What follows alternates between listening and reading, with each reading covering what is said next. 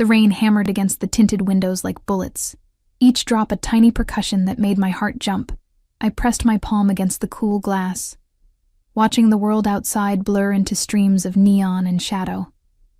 The leather seat beneath me was so soft it felt like sinking into quicksand. Expensive. Suffocating. Wrong. Don't get out. Trust me. His voice cut through my panic like a blade wrapped in velvet. I turned to look at him, this man whose name I'd learned only 3 hours ago, whose world I'd stumbled into like a moth flying straight into a flame. Dante Moretti. Even sitting perfectly still in the back of this armored SUV, he radiated danger. The kind that didn't need to announce itself. His suit was charcoal gray, tailored so precisely it looked like it had been sewn directly onto his body. A thin scar ran from his left eyebrow to his cheekbone, barely visible unless you were close enough to smell his cologne. Bergamot and something darker. Gunpowder, maybe. Or power. The police, I whispered, my voice cracking. They're surrounding us. I'm aware, Mia. The way he said my name made my stomach flip. Like he'd been saying it for years. Like he owned it. Blue and red lights painted the inside of the car in alternating waves. Through the rain-soaked windows, I could count at least 6 police vehicles boxing us in. Officers emerged like shadows, weapons drawn, voices muffled by the storm, but unmistakably commanding. This morning, I'd woken up in my cramped studio apartment above the Chinese restaurant on 5th Street. The radiator was broken again. My breath had formed clouds in the air as I'd pulled on my only pair of work pants, the black ones with the small bleach stain on the thigh that I always tried to hide with my apron. Now I was trapped in a vehicle worth more than I'd earned in 10 years, next to a man who apparently had half the city's police force trying to arrest him. This is a mistake, I said, reaching for the door handle. I shouldn't be here. I need to explain. His hand caught my wrist before I could touch the handle.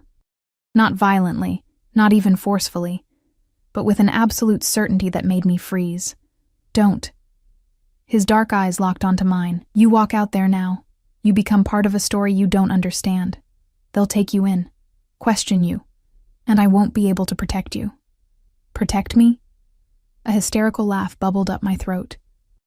You're the reason I need protection. 12 hours ago, I'd been serving tables at the Augustin, the kind of restaurant where the wine list had prices that made me dizzy. It was supposed to be a simple catering gig, extra money to pay off the medical bills from when I'd gotten pneumonia last winter. My roommate Sarah had gotten me the job through her cousin.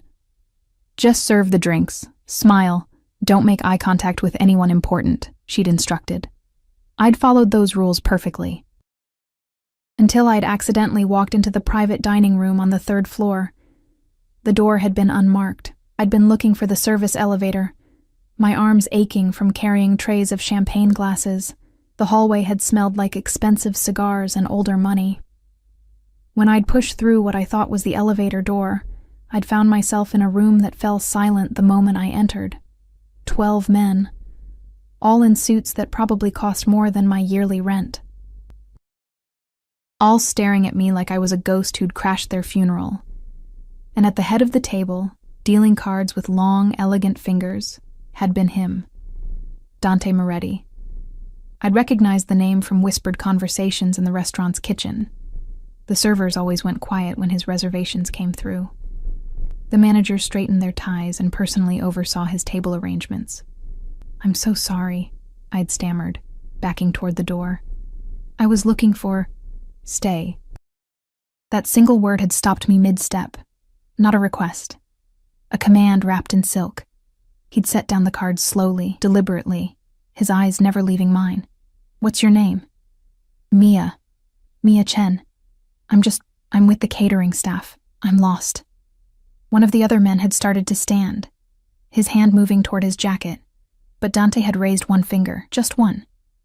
The man had frozen, then slowly sat back down. Lost, Dante had repeated, almost amused. In my private game room. I didn't know it was private. The door wasn't locked. It should have been. He'd glanced at someone standing in the shadows. A mountain of a man in a black suit. Marco. Who was supposed to secure this floor? I'll handle it, boss. Marco's voice had been like gravel in a cement mixer. I'd felt my knees start to shake. This was bad. This was the kind of bad that ended with me losing my job or worse. Sarah would kill me. I couldn't afford to lose this gig. "Please," I'd said, hating how small my voice sounded. "I'll leave. I won't say anything. I didn't see anything." Dante had studied me for a long moment. In the low amber light of the room, his face had been all sharp angles and shadows, dangerous and beautiful in the way a knife blade catches the light. "You're shaking," he'd observed. "I'm cold." A lie. I'd been terrified. "Luca." He'd gestured to another man. "Get her a coat." "That's not necessary." "I insist." When Luca had draped a cashmere coat over my shoulders, I'd nearly gasped. It was the softest thing I'd ever touched. It smelled like cedar and wealth. "Thank you," I'd whispered. "I should really join us." I'd blinked. "What, for a drink?" He'd poured amber liquid from a crystal decanter into a glass. "You've interrupted a very important game. The least you can do is share a toast." Every instinct had screamed at me to run. But something in his tone had made it clear that running wasn't an option. Not really, so I'd walked forward on trembling legs and accepted the glass. The whiskey had burned going down, but I'd managed not to cough. "Two unexpected interruptions," Dante had said, raising his own glass. The other men had echoed the toast, but their eyes on me had been calculating. Predatory. I'd downed the whiskey in one burning gulp and set the glass down with shaking hands. "Thank you for the drink. I really need to get back. Do you believe in fate, Mia?" The question had caught me off guard. I don't know." "I do." He'd stood, buttoning his jacket with practiced ease. "I believe certain meetings are orchestrated by forces beyond our control." He'd walked toward me, and I'd forced myself not to step back.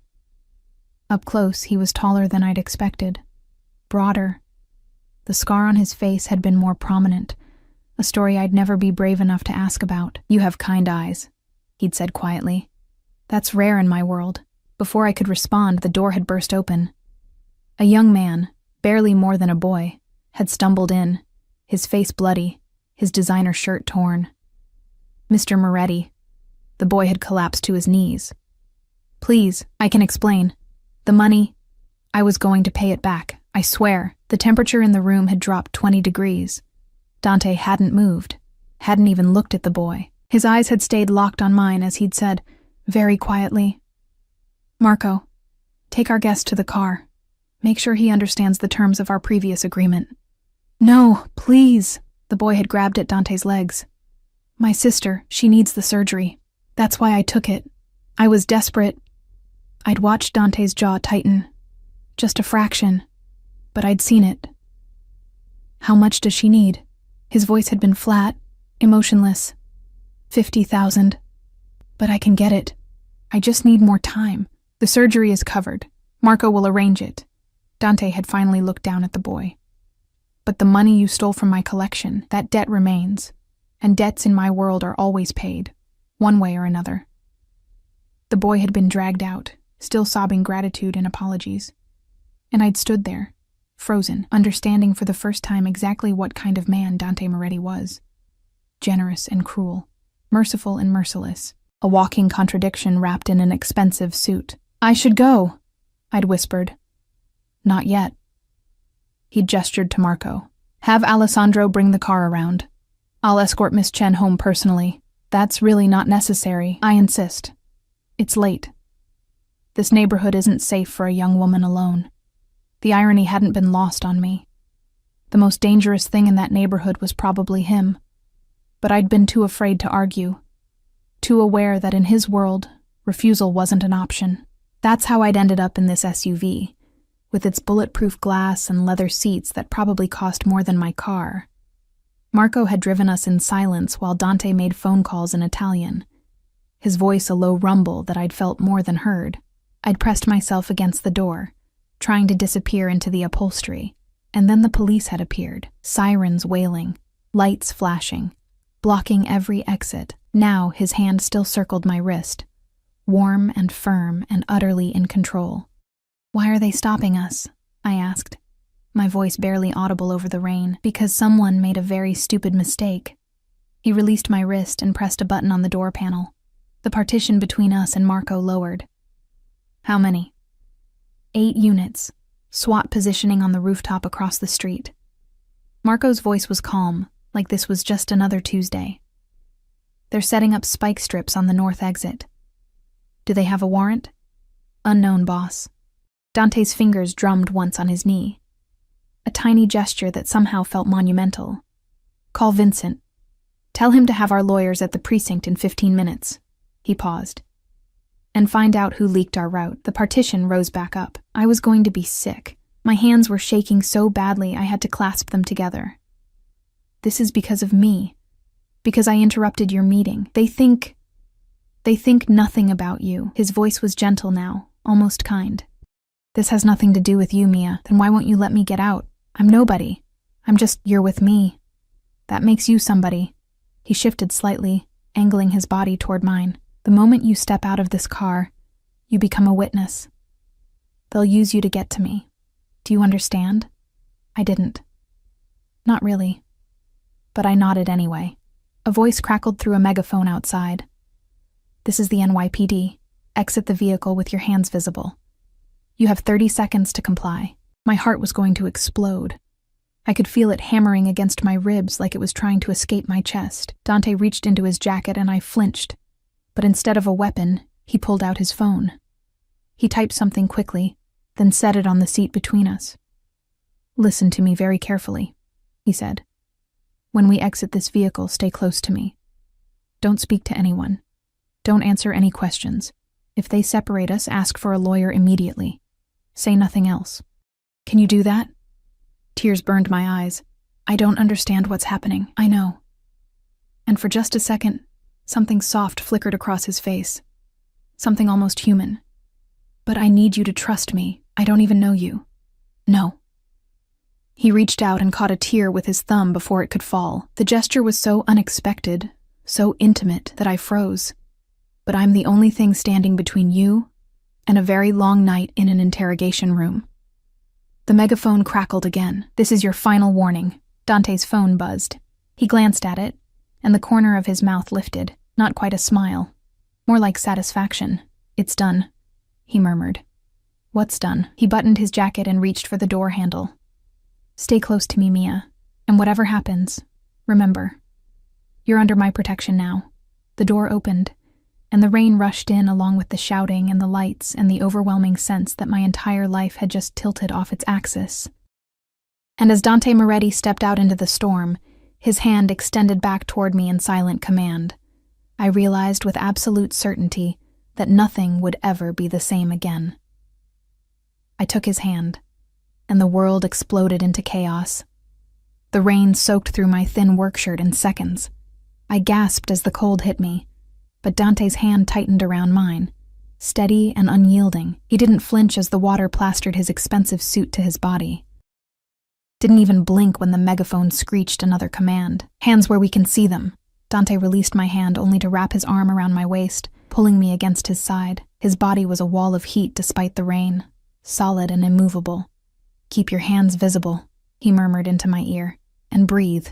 You're holding your breath. I hadn't even realized. I exhaled shakily, my hands rising slowly beside my head. The police closed in like a pack of wolves. At least a dozen officers, maybe more, their weapons trained on us with terrifying precision. The red dots of laser sights danced across Dante's chest, and I felt bile rise in my throat. They were going to shoot him. Right here, with me standing next to him. On the ground. Now. I don't think so. Dante's voice cut through the chaos with absolute authority. Not loud, not aggressive, just certain. I have diplomatic immunity, and you're violating about 6 different protocols right now. One of the officers stepped forward, older than the others, with silver at his temples and hard lines around his mouth. Mr. Moretti, we have a warrant for your arrest in connection with... You have nothing. Dante's tone was almost bored. Check your phone, Detective Morrison. I believe your captain is trying to reach you. Morrison's jaw tightened, but he pulled out his phone. Even from where I stood, I could see his face drain of color as he read whatever message had appeared. The silence stretched. Rain drummed. My heart hammered. Finally, Morrison lowered his weapon. "Stand down." "Sir?" One of the younger officers looked confused. I said, "Stand down." Morrison's voice was sharp with barely controlled fury. He shoved his phone back in his pocket and stalked toward us, stopping just outside the circle of red laser dots.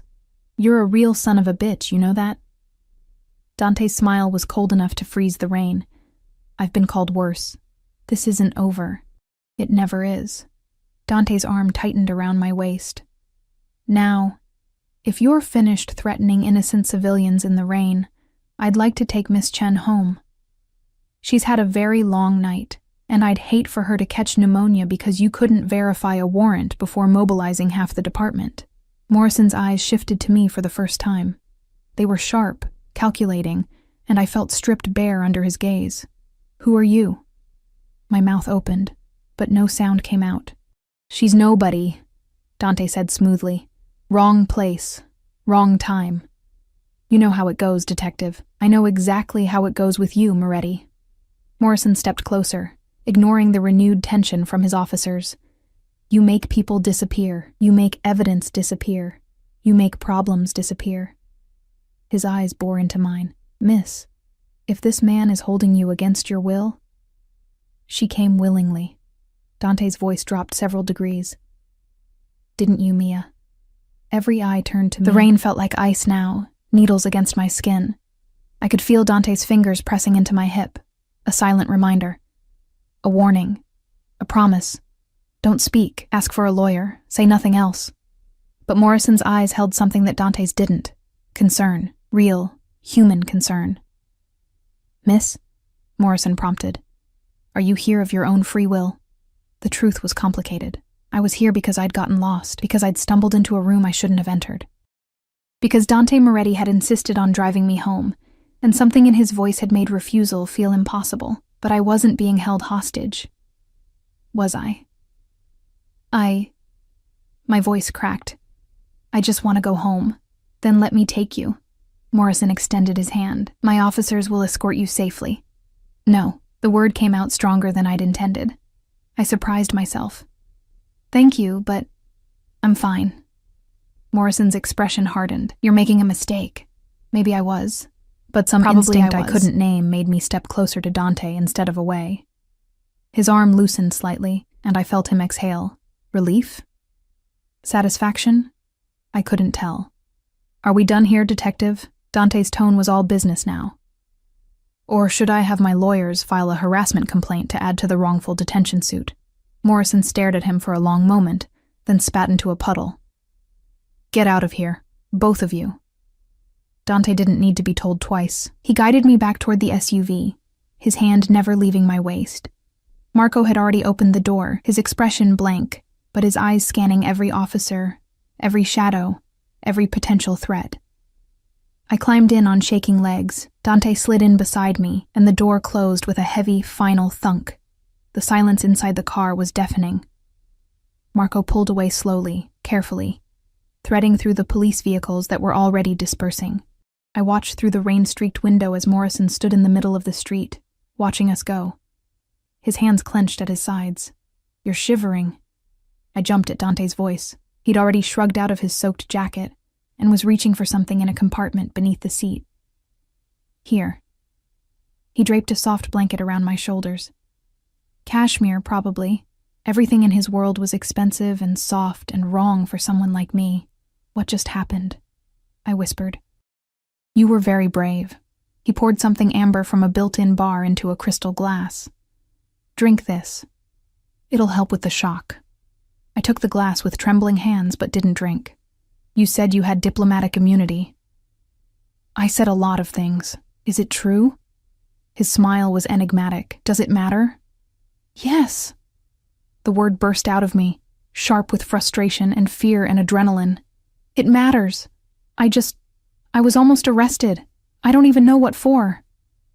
"You weren't going to be arrested." He settled back into his seat, utterly calm, like we hadn't just been surrounded by armed police. "You were going to be used. There's a difference." "Used for what?" To hurt me. I stared at him. Water dripped from his hair onto his forehead, and in the dim light of the car, he looked younger than I'd thought, 35 maybe, 40 at most. The scar on his face was a pale line now, almost silver. Why would they think I could hurt you? I'm nobody. You said so yourself. I lied. The admission hung between us like smoke. Why? He turned to look at me fully, and the intensity in his dark eyes made my breath catch. Because the moment Morrison saw you with me, you stopped being nobody. You became a vulnerability, a weakness. And in my world, Mia, weaknesses are exploited. I'm not your weakness. I don't even know you. Not yet. He reached out and tucked a strand of wet hair behind my ear. The gesture was so casual, so intimate that I froze. But you will. The car turned onto a quieter street. The rain was lessening now, fading to a drizzle that blurred the streetlights into halos of gold. Where are we going? I asked. I'm taking you home. Like I promised. You can just drop me at the subway. Absolutely not. His tone left no room for argument. It's 3 a.m. You're soaking wet. And half of Morrison's department probably has your description by now.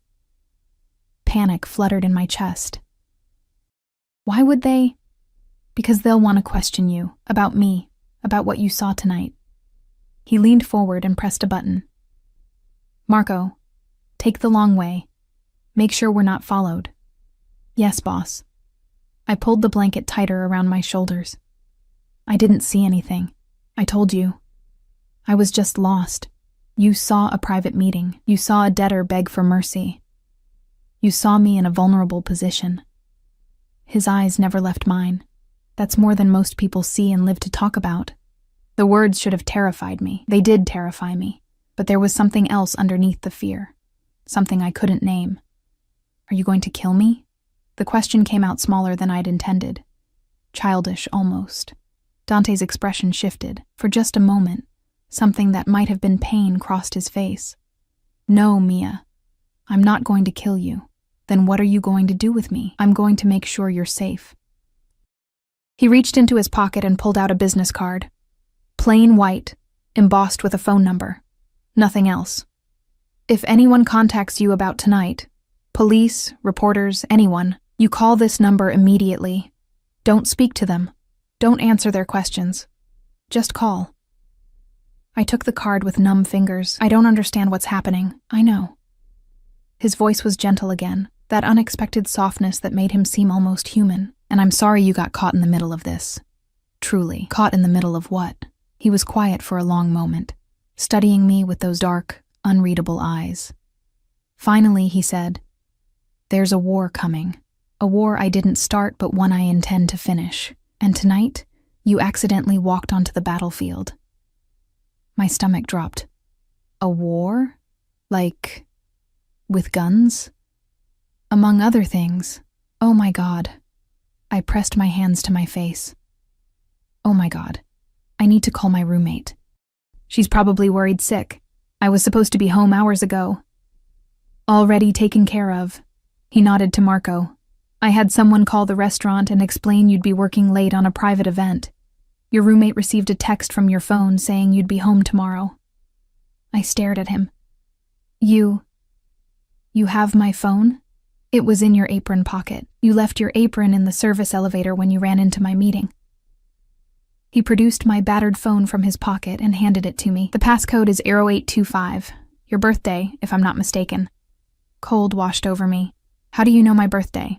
I know a lot of things, Mia. I swallowed hard. That's terrifying. It's necessary. He settled back into his seat, his eyes never leaving my face. You're under my protection now, which means I need to know everything about you. Who you talk to, where you go, who might try to use you against me. I didn't ask for your protection, no. But you have it anyway. His voice was final, absolute. The moment you walked into that room, you became mine to protect, whether you wanted or not. The possessiveness in his tone sent chills down my spine, not entirely from fear. I have a life, I said weakly. A job, bills to pay. I can't just... Your job at the Augustine has been secured. With a significant raise, he spoke over my protests. Your rent is paid through the end of the year. The medical debt from your pneumonia has been cleared. And starting tomorrow, Marco will be your driver. I felt like I was drowning. You can't do that. You can't just take over my life. I'm not taking it over. I'm protecting it. He leaned forward, his eyes intense. Do you know what would happen if Morrison got his hands on you? If he convinced you to testify against me? I don't know anything to testify about. You know I was in that room. You know who else was there. You know about the boy. His jaw tightened. That's enough to build a case, or to get you killed by people who don't want that case built. The car stopped. I looked out the window and recognized my street. The Chinese restaurant below my apartment was dark, closed for the night.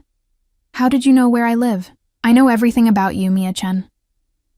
He reached across and opened my door. Everything. I should have run.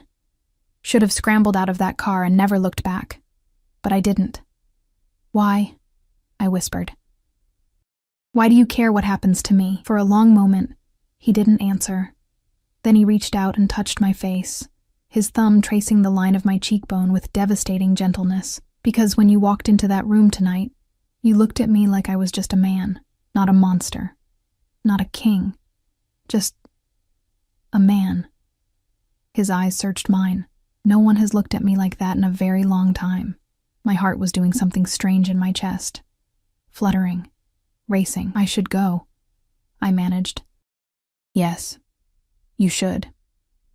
But he didn't move his hand, neither did I. The moment stretched between us, heavy with possibility and danger and something else I was too afraid to name. Finally, Marco cleared his throat. Boss, we have company. Dante's hand dropped immediately. His entire demeanor shifted, hardening back into that impenetrable wall of control. How many? 2 cars, unmarked, been following us since we left Morrison. Dante's jaw clenched. He looked at me, and something that might have been regret flickered in his eyes. Change of plans. You're coming with me. What? No, it's not safe for you here. Not tonight. He was already pulling out his phone, typing rapidly. They'll be watching your apartment, waiting to see if I drop you off alone. Then I'll call the police. The police are the ones watching Mia. His voice was sharp now, urgent. Morrison doesn't give up that easily. He'll have his people stationed here all night, waiting to grab you the moment I leave. Fear spiked through me. So what am I supposed to do? He looked at me for a long moment. Then he made a decision I could see crystallize in his eyes. You're staying with me. Just for tonight. Until I can secure your apartment and make sure you're safe. I can't just... You can, and you will. His tone left no room for argument. Marco, take us home. The car pulled away from my building, and I watched my apartment disappear into the darkness behind us. I was trapped. Completely. Utterly. Trapped. And the most terrifying part was the tiny voice in the back of my mind whispering that maybe, just maybe, I didn't entirely want to escape. Home turned out to be a penthouse in a building I'd only ever seen from the outside. One of those glass and steel towers that pierced the Manhattan skyline like a needle. The kind of place where doormen wore white gloves and knew better than to ask questions. Marco pulled into an underground garage that required 3 different security checkpoints. Each guard nodded at Dante with a deference that bordered on fear. No one looked at me. This way. Dante's hand found the small of my back as we walked toward a private elevator. His touch was light but possessive, a constant reminder that I was under his control now. The elevator was all mirrors and gold accents. I caught my reflection and barely recognized myself, hair plastered to my skull, mascara smudged beneath my eyes, work shirt clinging to my body like a second skin. I looked like a drowned rat. Next to me, Dante looked like he'd just stepped off a magazine cover, even soaking wet. Water dripped from his hair onto the collar of his white shirt, now transparent enough to show the defined muscles beneath. I forced myself to look away. The elevator climbed, and climbed, and climbed. How high up are we going? I asked, just to break the silence. Top floor. Of course. Where else would a man like Dante Moretti live? The doors opened directly into his apartment. No hallway, no shared space. just straight into a living room that was bigger than my entire building. Floor-to-ceiling windows overlook the city, rain still streaking down the glass in rivulets that caught the lights below. The furniture was all clean lines and dark leather, expensive but somehow cold. Like a showroom. Like no one actually lived here. You're dripping on my floor. I looked down and saw the puddle forming around my sneakers. Sorry, Bathroom is through there. He gestured to a hallway. Take a shower. Warm up. I'll have some dry clothes brought up. Brought up from where? A slight smile. I have resources. He disappeared down another hallway, already pulling his phone from his pocket and speaking in rapid Italian. I stood there for a moment, uncertain, before my shivering drove me toward the bathroom. If the living room was impressive, the bathroom was obscene. Marble everywhere, floors, walls, countertops. A shower that could fit 6 people. A bathtub that looked like it belonged in a Roman villa. I caught sight of myself in the mirror and winced. I looked even worse than I'd thought. The shower had 17 different settings. I chose the one that seemed most normal and stood under water so hot it almost hurt, letting it chase away the cold that had settled into my bones. This wasn't real. It couldn't be real. 24 hours ago, my biggest worry had been whether I could pick up enough shifts to make rent. Now I was in a mobster's penthouse, hiding from the police, caught in the middle of something I didn't understand. I pressed my forehead against the marble tiles and tried not to cry. A knock on the door made me jump. There's clothes outside the door, Dante's voice called. And food in the kitchen when you're ready. I waited until I heard his footsteps retreat before cracking the door open. Sure enough, there was a neat stack of clothing on a bench just outside. Soft gray sweatpants, a black t-shirt that would probably swallow me whole, and, I felt my face heat, a set of expensive-looking underwear, tags still on, in exactly my size. How did he know my size? I know everything about you, Mia-Chen. Everything. His words echoed in my mind as I dried off and dressed. The clothes smelled like expensive detergent and something else. Cedar, maybe. They were too big, but clean and warm and soft against my skin. When I emerged from the bathroom, I followed the sound of movement to the kitchen. It was all stainless steel and black granite, professional-grade everything. Dante stood at the stove, his back to me, now wearing dry clothes. Black pants and a charcoal sweater that stretched across his shoulders. He was cooking. The sight was so incongruous that I stopped in the doorway and stared. You cook? He glanced over his shoulder, and something flickered in his eyes when he saw me in his clothes. I have many talents. Sit. It wasn't a suggestion. I slid onto one of the bar stools and watched as he plated what looked like pasta aglio e olio. Simple, elegant, nothing like the elaborate dishes at the Augustine. He set a plate in front of me, along with a glass of red wine that probably cost more than my security deposit. Eat. I'm not hungry. You're in shock. You need food. He sat across from me with his own plate, but I noticed he didn't eat, just watched me with those dark, unreadable eyes. I picked up the fork with trembling hands and took a small bite. It was perfect. Garlic and olive oil, and just enough heat from red pepper flakes. My stomach, despite everything, rumbled in appreciation. It's good, I admitted quietly. My mother's recipe. He swirled wine in his glass but didn't drink. She believed that no matter how bad things got, a good meal could make them bearable. It was the first personal thing he'd shared. I looked up, surprised. Is she dead? 10 years now. No emotion in his voice, just fact. Cancer. I'm sorry. Don't be. She lived well, died surrounded by family. He finally took a sip of wine. That's more than most people in my world get. The casual way he spoke about death made my stomach turn. I set down my fork. What is your world exactly? What do you do? You already know what I do, Mia. I know what people say.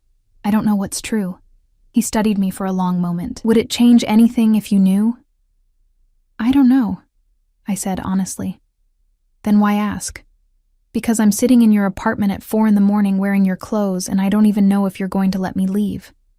The words hung between us, sharp and honest. Dante set down his wine glass very carefully. You're not a prisoner. Then I can go? No. I let out a bitter laugh. That's the definition of a prisoner. No.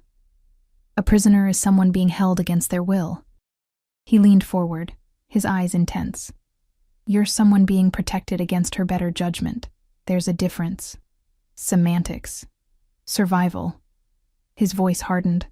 Morrison is probably sitting outside your apartment right now, waiting for you to come home. The moment you do, he'll have you in an interrogation room so fast your head will spin. Is that what you want? No, but... Or maybe it won't be Morrison. Maybe it'll be someone from the Volkov family, wondering why you were in my private meeting, wondering what you heard, wondering if you're a loose end that needs to be tied up. He tilted his head. Still want to leave? My mouth went dry. Who are the Volkovs? People you don't want to meet. He stood and walked to the windows, looking out over the city. There are 5 families that run this city, Mia. 5 organizations with their hands in everything from construction to politics to the food on your table. My family is one of them. The Volkovs are another. And right now, they're trying very hard to destroy us. I wrapped my arms around myself. Why? Because we're in their way. Because my father took something from them 20 years ago, and they've been waiting for the right moment to take it back. He turned to face me. That boy you saw tonight, the one who stole from me, his sister is engaged to Alexei Volkov's son. The whole thing was a setup. Get the boy in debt to me, then use his desperation to plant someone close to my organization. How do you know that? Because I'm not stupid. His smile was cold. And because I had the boy's phone checked. Text messages to Volkov's people, pictures of my office, details about my security. He paused. He'll be dealt with. The casual way he said it made my blood run cold. What does that mean? Dealt with? It means he made a choice, and now he lives with the consequences. You're going to kill him. It wasn't a question. I'm going to send a message. He crossed back to the counter, refilling his wine glass. That's how this world works, Mia. You show weakness, you die. You show mercy, you die. You let betrayal go unpunished. And soon everyone thinks they can betray you. That's insane. That's reality. He took a long drink. You live in a fantasy world where police protect you and justice prevails. I live in the real world where power is the only currency that matters. I stood up, anger replacing fear. The real world. You live in a penthouse that costs more than most people make in a lifetime. You have drivers and guards, and probably a dozen people ready to kill for you. Don't talk to me about the real world. His eyes flashed dangerously. You think this is luxury? This is a cage, Mia. Every window is bulletproof. Every door is reinforced. I have 17 cameras monitoring every angle of this apartment because last year someone tried to plant a bomb in my bedroom. He moved closer, and I forced myself not to step back. I haven't slept more than 4 hours a night in 5 years. I can't go to a restaurant without checking for exits. I can't trust anyone except the 5 people who've been with me since childhood. That's my real world. His face was inches from mine now, and I could see the exhaustion beneath his controlled exterior, the lines around his eyes, the tension in his jaw. Then why do it? I whispered. Why live like this? Because it's what I was born to do. Some of the fire left his voice, because my father built this empire with blood and sacrifice, and I won't let it fall, because hundreds of people depend on me for their livelihoods, their safety, their families. He reached out and touched my face again. That same gentle gesture that felt so wrong, coming from someone so dangerous. And because if I don't do it, someone worse will. I should have pulled away, should have been repulsed, but I wasn't. You're going to kill that boy, I said softly. Aren't you? No. He surprised me. I'm going to let him go, with a message to deliver to the Volkovs. What message? That I know what they're planning, that I'm 3 steps ahead, and that the next person they send into my territory won't be so lucky. His thumb traced my cheekbone. Does that make me a monster? I don't know what it makes you. That's the most honest answer I've heard all night. He dropped his hand and stepped back. You should get some sleep. The guest room is down the hall, second door on the left. What about you? I have calls to make, plans to finalize. He was already pulling out his phone. Marco will be outside your door if you need anything. You're having me guarded in my sleep? I'm having you protected in my home. There's a difference. There he went again with the semantics. I started toward the hallway, then stopped. Dante?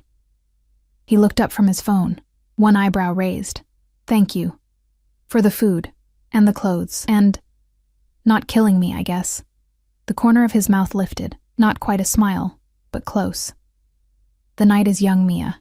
I should have been terrified by the joke. Instead, I found myself almost smiling back.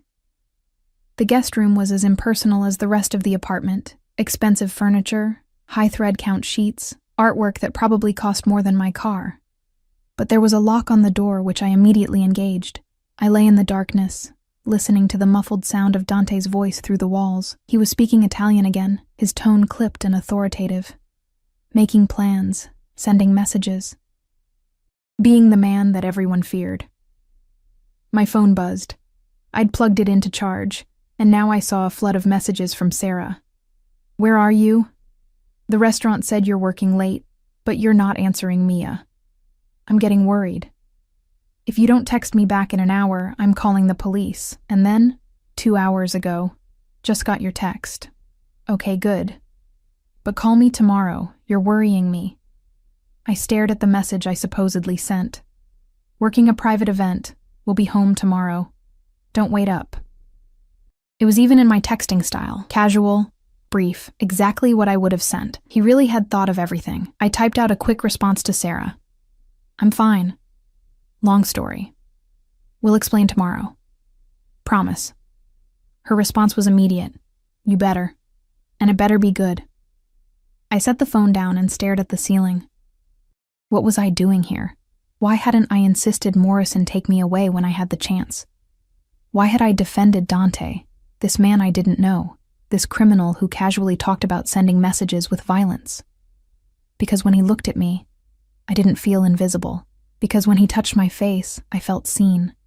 Because despite everything, the danger, the fear, the absolute insanity of this situation, some part of me wanted to stay, and that terrified me more than anything else. A soft knock on the door made me sit up. Mia? Dante's voice was quiet. Are you awake? I should have pretended to be asleep. Instead, I found myself walking to the door and unlocking it. He stood in the hallway, backlit by the soft lighting, still holding his phone. He looked tired. Truly tired. In a way I hadn't seen before. Is everything okay? I asked. There's been a development. He ran a hand through his hair. The Volkovs know you were in the car with me tonight. They're asking questions. My heart dropped. What kind of questions? Who you are. What you mean to me. Why I'd risk police attention to keep you with me. His eyes met mine. I need to make a decision, and I need to make it now. What decision? Whether to cut you loose, give you money, set you up somewhere far away from here where they can't find you, or... He trailed off. Or what? He stepped closer, and I could smell his cologne again. Bergamot and danger. Or make it very clear that you're under my protection. That anyone who touches you, who threatens you, who even looks at you wrong, will answer to me personally. And what does that mean for me? It means you become part of my world. Officially. It means guards and security and people watching your every move. It means you can't go back to your old life, your old job, your old friends. He paused. It means you become mine, Mia. In every way that matters. The possessiveness in his tone should have scared me. It did scare me, but it also sent a thrill through me that I didn't want to examine too closely. Why? I whispered. Why would you do that for someone you just met? He reached out and cupped my face in both hands, his eyes searching mine with an intensity that stole my breath. Because when I saw you in that room tonight, something shifted. Something I can't explain and don't entirely understand. But I know with absolute certainty that if I let you walk away, I'll regret it for the rest of my life. His thumb brushed my lower lip. So tell me, Mia, what do you want? Freedom or protection? Anonymity or safety? A normal life or you? I finished. Or me. The choice hung between us, heavy with implications I couldn't fully grasp. Run or stay, safety or danger, the known or the unknown. My heart hammered against my ribs, and I made a choice that would change everything. I want to stay. The words had barely left my lips when Dante's mouth crashed against mine. It wasn't gentle, wasn't tentative. It was hunger and possession, and something darker that I felt all the way to my bones. His hands tangled in my hair, angling my head exactly where he wanted it, and I gasped against his mouth. He took advantage, deepening the kiss, until I couldn't think, couldn't breathe, couldn't do anything but feel. When he finally pulled back, we were both breathing hard. His forehead rested against mine, his eyes closed. "You have no idea what you've just agreed to," he murmured. "Then show me." His eyes opened, dark and dangerous and full of promise. "Careful what you wish for, Mia." But he didn't kiss me again. Instead, he stepped back, putting distance between us with visible effort. "Not like this. Not when you're scared and exhausted and don't fully understand what you're choosing." His jaw tightened. "When I take you, it will be because you want me, not because you're afraid of the alternative." Heat flooded through me at his words. "When, not if. I should let you sleep," he continued, already backing toward the door. "Tomorrow everything changes. You'll need your strength." "Wait." I caught his arm. "What happens tomorrow?" A slow, dangerous smile. "Tomorrow, I introduce you to my world, and I make sure everyone in it knows exactly who you belong to." He left before I could respond, the door clicking shut softly behind him. I stood there for a long moment, my fingers pressed to my lips, still feeling the ghost of his kiss. What had I done? I must have slept, because I woke to sunlight streaming through unfamiliar windows and the smell of coffee. For a moment, I couldn't remember where I was. Then it all came rushing back. Dante, the police, the choice I'd made. I want to stay. I groaned and pulled the pillow over my face. A knock on the door made me sit up. "Yes?" "Miss Chen?" A woman's voice, professional and crisp. "Mr. Moretti asked me to bring you breakfast and some clothes. May I come in?" I scrambled out of bed, suddenly aware that I was wearing Dante's oversized t-shirt and nothing else. Just a second." I found the sweatpants pooled on the floor where I'd kicked them off in my sleep and yanked them on before opening the door. A woman in her 50s stood there, elegantly dressed in a black suit, holding a garment bag and a tray. She had kind eyes and a no-nonsense expression. "I'm Elena. I manage Mr. Moretti's household." She swept into the room like she owned it, setting the tray on a side table and hanging the garment bag in the closet. "He's asked me to help you get settled." "Settled?"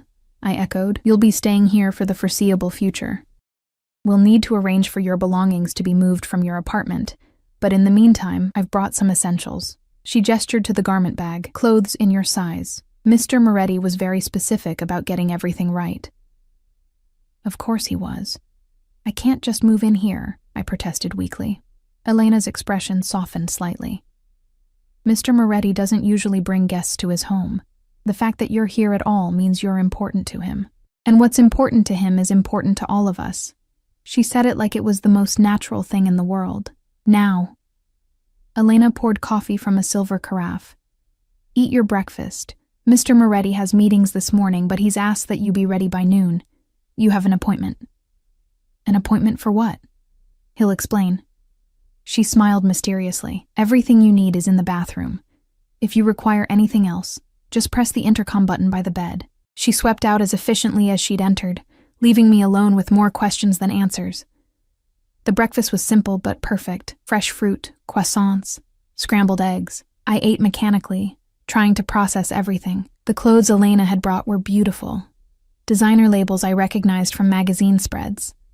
A soft cream sweater, dark jeans that fit like they'd been tailored for me, leather boots that probably cost more than a month's rent. When I was dressed, I barely recognized myself in the mirror. I looked expensive, put together, like someone who belonged in Dante's world. The illusion shattered when I tried to style my hair and realized I had no products, no tools, nothing familiar. Another knock.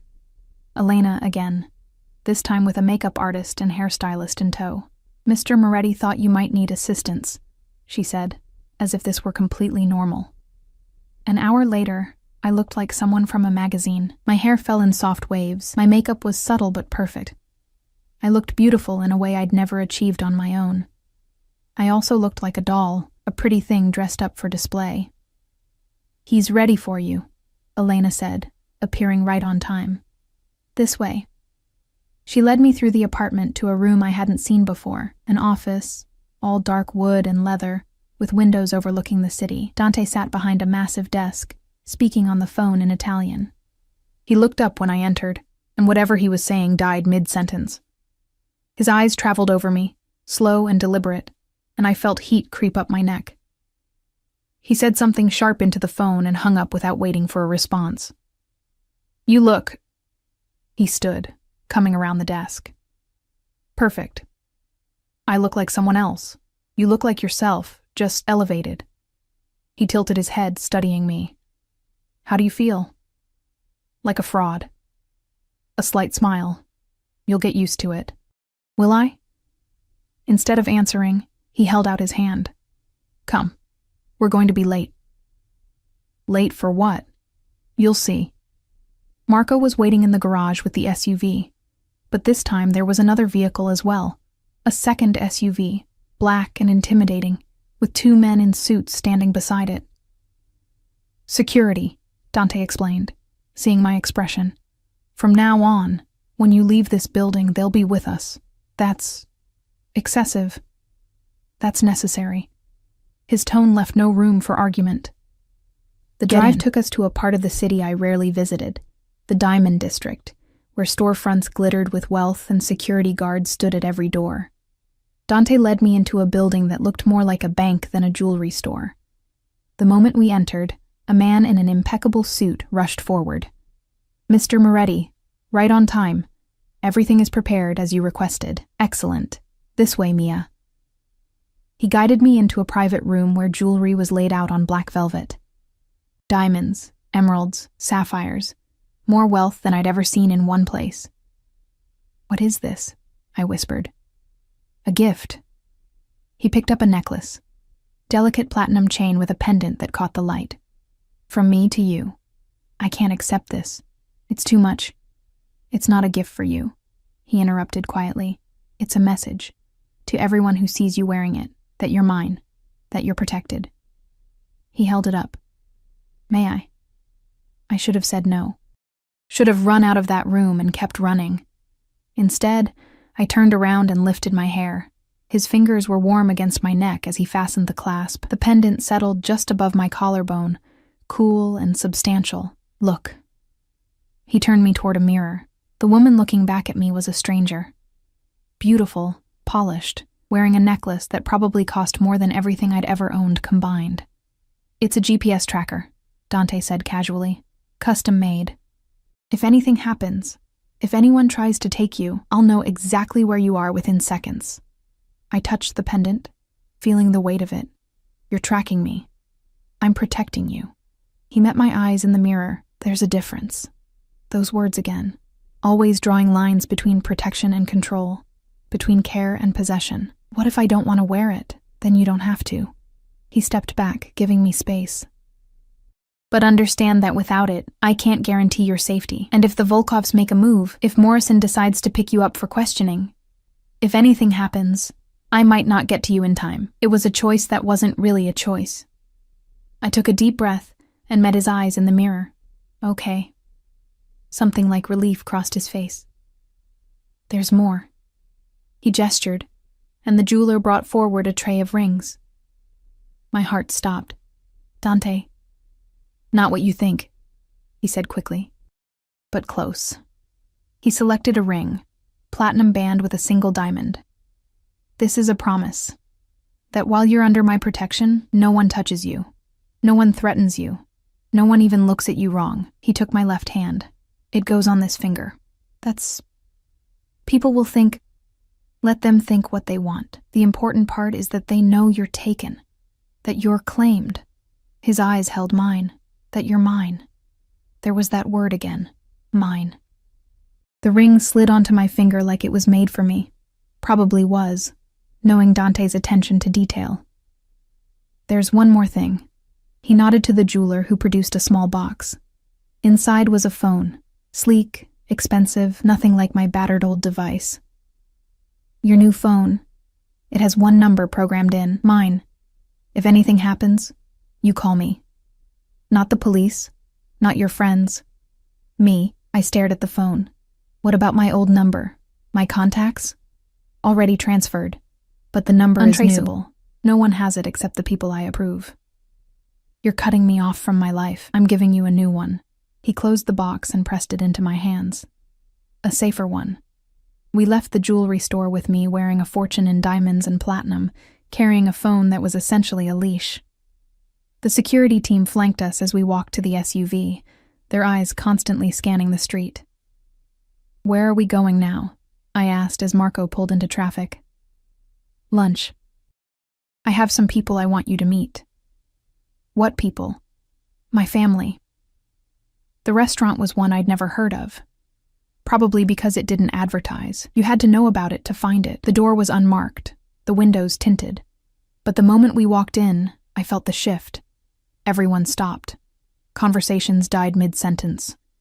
Eyes turned toward us, toward Dante, with a mixture of respect and fear, and then toward me, with open curiosity. Dante's hand found my waist again, that possessive touch I was beginning to recognize. Relax, he murmured. You're with me. No one will touch you. A private room in the back, 5 people waiting, 3 men and 2 women, all dressed in expensive casual wear that still somehow screamed wealth. Everyone, Dante said, his voice carrying authority. This is Mia Chen. She's under my personal protection. What's mine is hers. Anyone who threatens her answers to me directly. The silence was absolute. Then, one of the women, stunning, probably 40, with sharp eyes and sharper cheekbones, stood and approached me. She looked me up and down with open assessment. So, you're the girl who walked into the dragon's den. She smiled, but it didn't reach her eyes. I'm Valentina, Dante's cousin. Nice to meet you, I managed. We'll see, she turned to Dante. You sure about this? She's not exactly our usual type. I'm sure. His tone brooked no argument. Mia stays. Anyone who has a problem with that can take it up with me. Valentina raised an eyebrow, but said nothing more. She returned to her seat, and the others began to introduce themselves. Luca, Dante's second in command, the one who'd given me the coat last night. Giovanni, his accountant, apparently.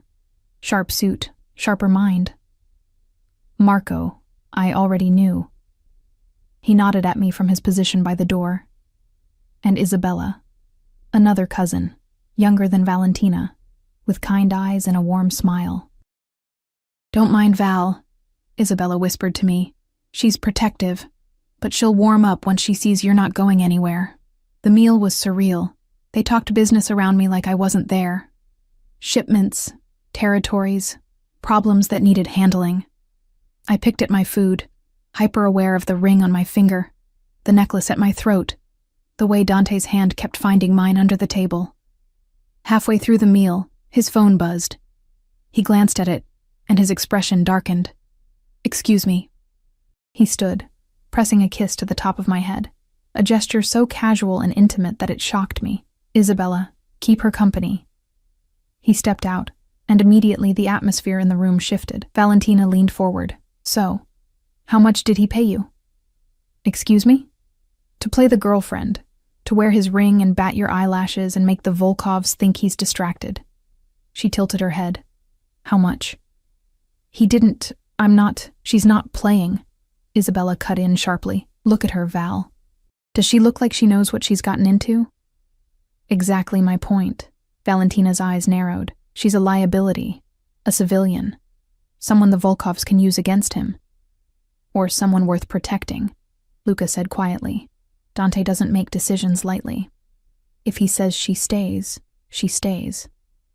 And when the Volkovs grab her, when they use her to get to him, what then? Valentina's voice rose slightly. We've lost people before because of enough. Dante's voice cut through the room like a whip. He stood in the doorway, his expression thunderous. Another word about Mia, and we'll have a very different conversation. Valentina fell silent, but her eyes remained hard. Dante returned to his seat, his hand immediately finding mine again. We're leaving. But we haven't finished. Now. Something in his tone made everyone else stand as well. Whatever that phone call had been, it changed everything. In the SUV, Dante was silent, his jaw clenched, his knuckles white where he gripped his phone. What happened? I asked quietly. The Volkovs made their move. He looked at me, and for the first time, I saw real fear in his eyes. They went after Sarah. My blood turned to ice. What? Your roommate. They grabbed her an hour ago.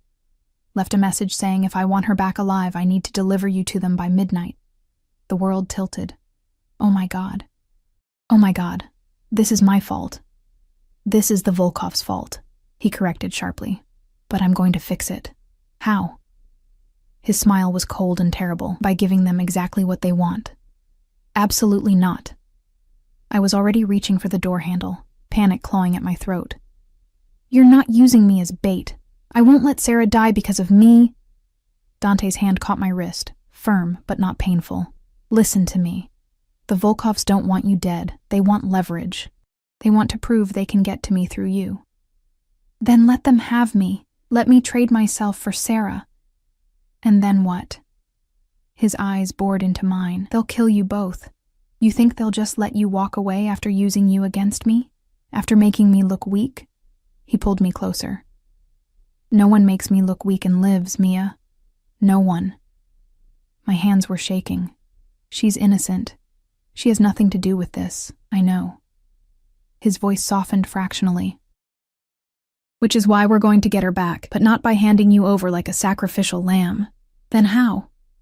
He released my wrist and pulled out his phone, typing rapidly. Marco, change of plans. Take us to the warehouse on Pier 47. Boss, that's Volkov territory. I know where it is. Dante's tone was ice. Do it. The drive took 20 minutes that felt like hours. Dante made call after call, speaking in rapid Italian, his voice clipped and commanding. I caught words here and there. Weapons, positions, extraction. He was planning a war. Dante. I touched his arm, and he immediately ended his call to look at me. Please, don't do this. Don't start something that gets people killed just because you what? Made the mistake of walking into my life? His hand cupped my face. This isn't your fault. The Volkovs have been looking for an excuse to move against me for months. You're just the catalyst they chose to use. But Sarah will be fine. He said it with such certainty that I almost believed him. I have people inside the Volkov organization. They're already feeding me information about where she's being held, how many guards, what weapons they have. His thumb brushed my cheekbone. I won't let her die, Mia. I promise you that. Why? The word came out as a whisper. Why do you care what happens to her? Because you care. Simple. Direct. Devastating. And what matters to you matters to me. The SUV pulled into an industrial area. Abandoned warehouses and rusted shipping containers. The smell of salt water and decay heavy in the air. We stopped in front of a building that looked ready to collapse. But when Dante led me inside, it was anything but abandoned. Men in tactical gear. Weapons on every surface, computer screens showing surveillance footage. It looked like a military operation. Boss. Luca approached, holding a tablet. We've confirmed her location. Warehouse 3 blocks south, 12 guards all armed. They're holding her in the basement. Dante studied the screen, his expression unreadable. Exits? 3. Front, back, and a service entrance on the east side. Defenses? Basic. They're expecting us to negotiate, not attack. A cold smile. Then let's surprise them. He turned to me. You stay here. Isabella will keep you company. Like hell. I grabbed his arm. If you're going after Sarah, I'm coming with you. Absolutely not. She's my best friend.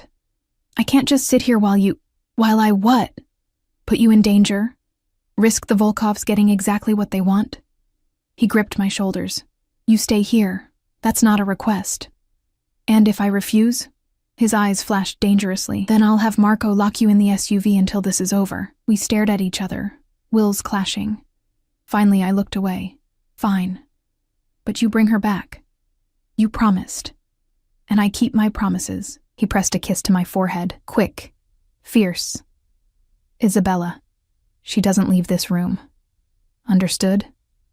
Yes, boss. And then he was gone, taking half the men with him, leaving me with Isabella and 2 guards who looked like they could bench press a car. Isabella gestured to a chair. Might as well get comfortable. This could take a while. I couldn't sit. Could barely breathe. I paced the small room while Isabella watched me with sympathetic eyes. He'll get her back, she said quietly. Dante doesn't fail. Ever. People keep saying that, like he's invincible.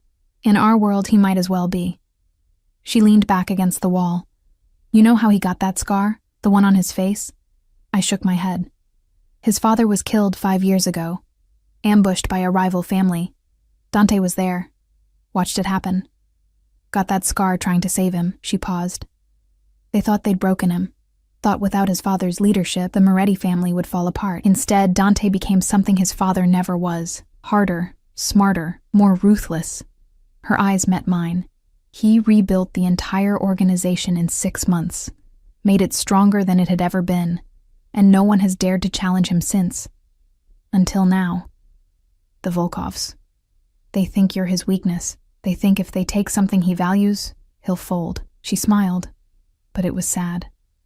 They don't understand. Dante doesn't have weaknesses, he has triggers. And they just pulled the biggest one. Before I could respond, gunfire erupted in the distance. I froze, my heart leaping into my throat. What? Stay here. Isabella was already moving toward the door, speaking rapidly into a phone. More guards appeared, weapons drawn, forming a protective circle around me. What's happening? I demanded. The Volkovs brought reinforcements, more than we expected. Isabella's face was grim. It's going to get messy. The next 20 minutes were the longest of my life. I stood there, surrounded by armed strangers, listening to distant gunfire and shouting, imagining every terrible outcome. Dante dead. Sarah dead. All because I'd stumbled into that room last night. Then, silence. Awful, complete silence. Isabella's phone rang. She answered immediately. Status? Whatever she heard made her shoulders relax. Copy that. Bringing her up now. She looked at me. They got her. She's alive. I nearly collapsed with relief. 5 minutes later, the door burst open. Dante strode in, his suit jacket gone, his white shirt stained with blood. Some his, some not. Behind him, 2 of his men carried Sarah. Sarah! I rushed forward, but Dante caught me. She's sedated. They drugged her to keep her quiet. His voice was tight with barely controlled rage. But she's unharmed. Physically, at least. I pushed past him to get to her. She was unconscious. Her breathing shallow but steady. Her clothes were torn, her wrists bruised from restraints. But she was alive. Get her to Dr. Russo, Dante ordered. Full examination. I want to know everything they did to her. What about the Volkovs? Luca appeared in the doorway, his gun still drawn. We have 3 of them alive. What do you want us to do? Dante's expression went cold. Send a message. Make it clear what happens when they touch what's mine. The words hung in the air, heavy with violence. Dante. I touched his arm, feeling him tense beneath my fingers. Please. You got Sarah back. Isn't that enough? He looked at me, and something in his eyes made me step back.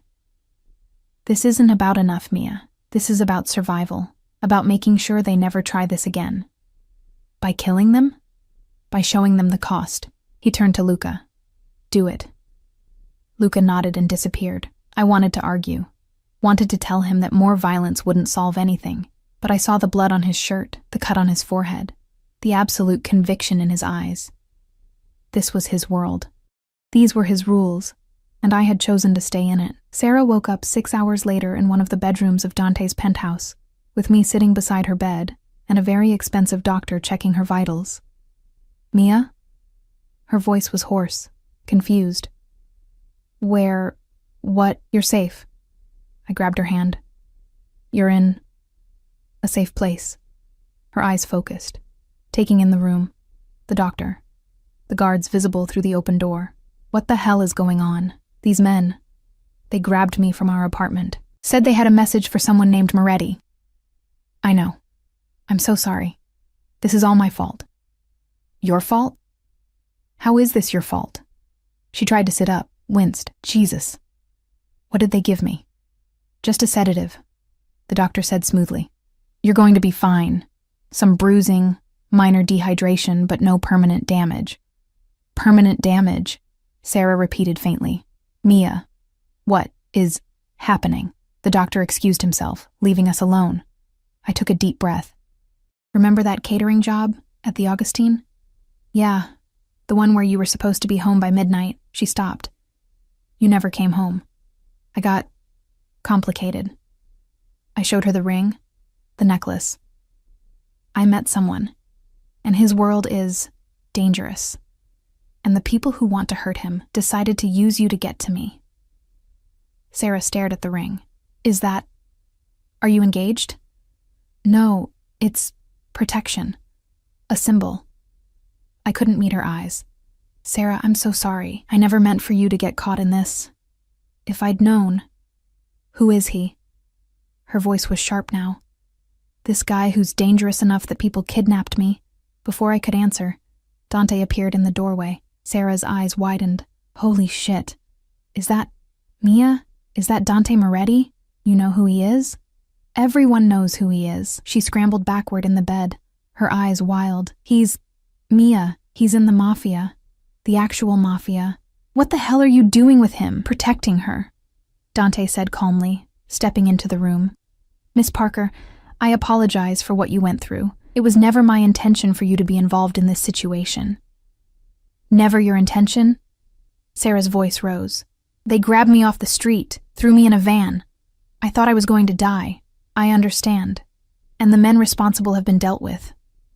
Dealt with, she repeated. What does that mean? Dante's smile was cold. It means they won't be troubling anyone again. Sarah looked at me, her expression a mixture of fear and betrayal. Mia, we need to go. Right now. We need to go to the police. The police can't protect you, Dante interrupted. Not from the Volkovs. Not from anyone in my world. Then we leave the city. We disappear. They'll find you. He said it with absolute certainty. You've been marked now. Associated with Mia. Associated with me. Running won't save you. So what are you saying? That I'm trapped? That I can't go back to my life? I'm saying your life has changed. He moved to the window, looking out over the city.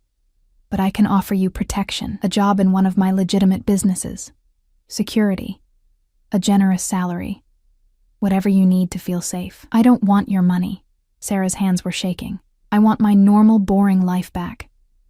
That's not possible anymore. He turned to face her. But I can give you something better, something safer. All I ask is that you trust me. Sarah looked at me, her eyes pleading. Mia, tell me this isn't real. Tell me you're not actually with this man. I thought about the past 24 hours. The fear, the danger, the way Dante looked at me like I was precious. The way he'd gone to war to save Sarah, someone he didn't even know, just because she mattered to me. I'm with him, I said quietly. I know it's insane. I know it's dangerous. But I choose this. Why? Sarah's voice broke. Why would you choose this? Because when I was with Dante, I didn't feel invisible anymore. Because he saw me, really saw me, in a way no one ever had. Because despite everything, despite the violence and the danger and the absolute insanity of his world, I felt more alive than I ever had in my safe, predictable life. But I couldn't say any of that, not to Sarah. Not yet. Because he keeps his promises, I said instead, and he promised to protect the people I love. Sarah shook her head slowly. You've lost your mind. Maybe. I squeezed her hand. But you're alive, and you're safe. And that's what matters. Dante's phone buzzed. He glanced at it, and his expression hardened. Excuse me. I need to take this. He stepped out, leaving Sarah and me alone. Mia. Sarah gripped my hand hard enough to hurt. Please. Let's leave. Tonight. We can just disappear. He'd find us. You heard him. Then we go to the FBI. We testify. And become targets for every enemy he has? Spend the rest of our lives in witness protection? I shook my head. This is safer, Sarah. I know it doesn't feel like it, but it is. She stared at me like I was a stranger. Who are you? This isn't the Mia I know. The Mia I know wouldn't defend a mobster, wouldn't wear his ring, The Mia you knew was invisible, I interrupted. She worked double shifts and could barely make rent. She apologized for existing. She let people walk all over her. I touched the necklace at my throat. Maybe I'm tired of being that person, so you're just going to become his... What? His girlfriend? His property? The word stung because it was partially true. I'm going to become someone who can't be touched, I said. Someone protected. Someone valued. I met her eyes. Is that really so wrong? Before she could answer, Dante returned. His expression was grave. We have a problem. My stomach dropped. What kind of problem? The Volkovs are demanding a meeting. Tomorrow night, neutral ground. His eyes met mine. They want to see you, to verify that you're unharmed and under my protection willingly. And if I refuse, then they'll assume I'm holding you hostage, and they'll come for you. He paused. All of you. Sarah made a small sound of fear. So what do we do? I asked. Dante's smile was sharp and dangerous. We give them exactly what they want. We show them that you're mine, that you chose this, and we make it very, very clear what will happen if they ever threaten you again. The meeting was held in a restaurant, one of those places that closed for private events when people like Dante Moretti needed to conduct business. Sarah stayed at the penthouse with Isabella, and enough guards to protect a president. I went with Dante, wearing a dress that cost more than my old car, and the necklace that tracked my every movement. The Volkovs were already there when we arrived. 3 men, all in expensive suits, all radiating the same dangerous energy as Dante. The oldest, Alexei Volkov himself, stood when we entered. He was in his 60s, silver-haired, with cold blue eyes that reminded me of a shark. Moretti. His accent was thick, Russian. Thank you for accepting our invitation. I didn't have much choice. Dante's hand was firm on my waist as he guided me to the table. You made it clear what would happen if I refused. Business is business. Alexei's eyes shifted to me. And this must be the famous Mia Chen, the woman who has caused so much excitement. I lifted my chin, refusing to show fear. I didn't cause anything. I was in the wrong place at the wrong time. Ah, but that's where you're wrong, dear girl. He leaned forward. You walked into Dante's private meeting. You saw things, heard things. And then, instead of disappearing as a smart woman would, you stayed. You let him put his ring on your finger, his tracker around your neck. His smile was cruel. That's not wrong place, wrong time. That's a choice. A choice she made freely, Dante interjected, his voice hard. Which is what you demanded to verify.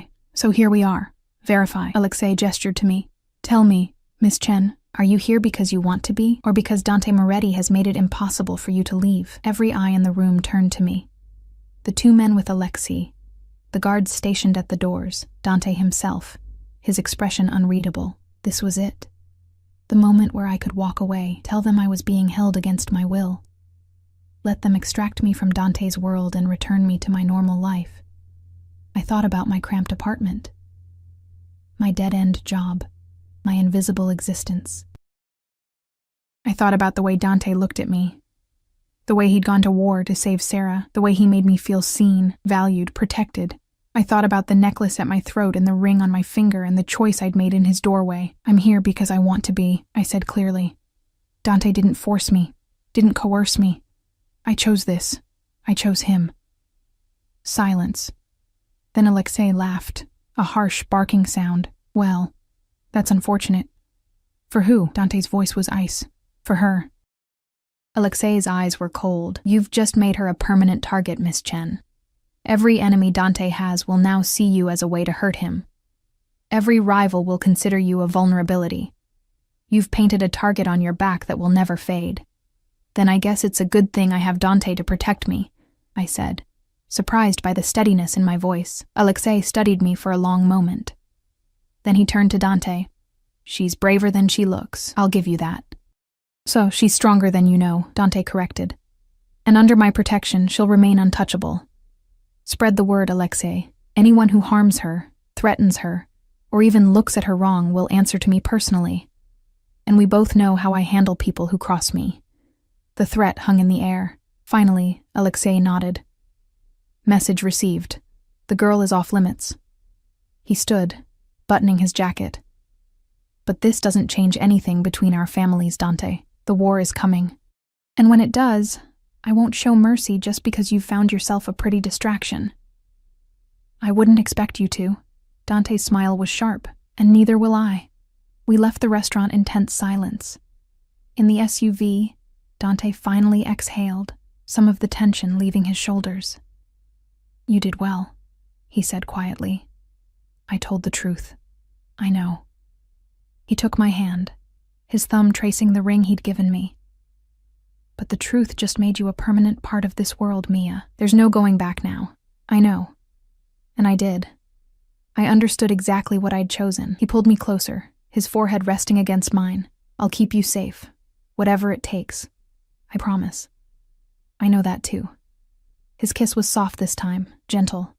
A promise and a claim all at once. When we returned to the penthouse, Sarah was waiting. She looked at me, at the dress, the jewelry, the way Dante's arm wrapped around my waist, and I saw resignation in her eyes. So you're really doing this, she said. Yeah, I really am. She sighed. Then I guess I'm doing it too, because I'm not leaving you alone in this insanity. I hugged her tightly. Thank you. Don't thank me yet, she muttered. Ask me again when we're dodging bullets. Dante's hand found mine, steady and sure. No one will be dodging bullets, not while I'm alive. And somehow, despite everything, I believed him.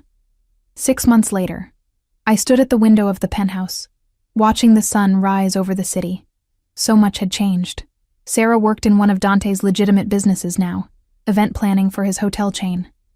She had her own apartment, her own security, her own life within the protection of his organization. I wasn't entirely sure what I'd become. Not his girlfriend, exactly, though we'd grown closer with each passing day. Not his employee, though I'd started helping Elena manage his household and coordinate his legitimate business affairs. His partner, maybe. His equal in ways that surprised us both. The war with the Volkovs had ended 3 months ago, not with violence, but with a treaty. A carefully negotiated peace that gave both families what they needed while avoiding bloodshed. Dante's arms wrapped around me from behind, his chin resting on my shoulder. You're up early, he murmured. Couldn't sleep. Bad dreams. Good ones, actually. I turned in his arms to face him. I was thinking about that night, when the police surrounded us. What about it? You told me not to get out, to trust you. I traced the scar on his face, that mark that told his story. And I did. Even though I barely knew you, even though every instinct told me to run. Do you regret it? I thought about the question, about the fear and the danger and the complete upheaval of my life. About the way I'd been thrust into a world I didn't understand. But I also thought about the way he looked at me every morning, the way he valued my opinions in business meetings, the way he'd kept every promise he'd ever made, the way I'd stopped being invisible. No, I said. I don't regret it. His smile was rare and genuine, the one he only showed me. Good. Because I have something for you. He produced a small box from his pocket. Not a ring box. Something else. Inside was a key. What's this?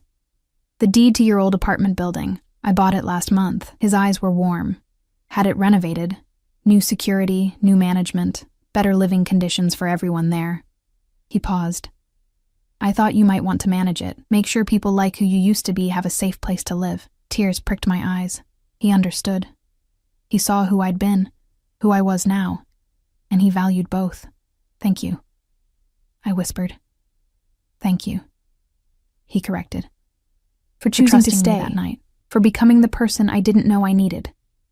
He kissed me then, slow and deep and full of promise. Outside, the city was waking up. Somewhere out there, threats still existed. Enemies still plotted. Danger still lurked. But here, in Dante's arms, With his ring on my finger and his protection wrapped around me like armor, I felt safe. I felt seen. I felt home. And when he whispered mine against my lips, I whispered back yours without hesitation.